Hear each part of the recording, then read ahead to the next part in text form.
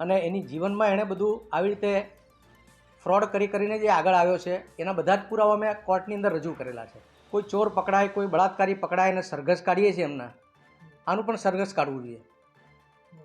કારણ કે એણે જે ફ્રોડ કર્યો છે એ યુવા માણસ ઉપર, યુવા ધન ઉપર એની બહુ જ ખરાબ છાપ ઊભી થઈ છે. એણે જેટલો આજ સુધી સેલરી લીધો છે, જેટલા પણ એવા નીતિ વિષયક વહીવટી નિર્ણયો લીધા, એ બધા નિર્ણયો રદ બાતલ કરવા જોઈએ.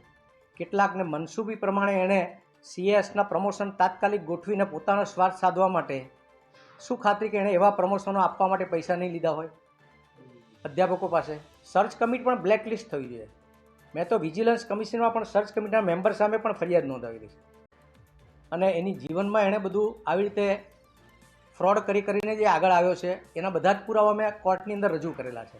કોઈ ચોર પકડાય, કોઈ બળાત્કારી પકડાય અને સરઘસ કાઢીએ છીએ એમના, આનું પણ સરઘસ કાઢવું જોઈએ. કારણ કે એણે જે ફ્રોડ કર્યો છે એ યુવા માણસ ઉપર, યુવા ધન ઉપર એની બહુ જ ખરાબ છાપ ઊભી થઈ છે. એણે જેટલો આજ સુધી સેલરી લીધો છે, જેટલા પણ એવા નીતિ વિષયક વહીવટી નિર્ણયો લીધા, એ બધા નિર્ણયો રદ બાતલ કરવા જોઈએ.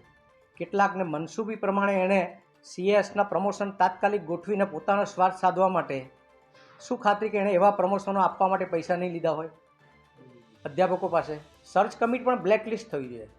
મેં તો વિજિલન્સ કમિશનમાં પણ સર્ચ કમિટીના મેમ્બર સામે પણ ફરિયાદ નોંધાવેલી છે.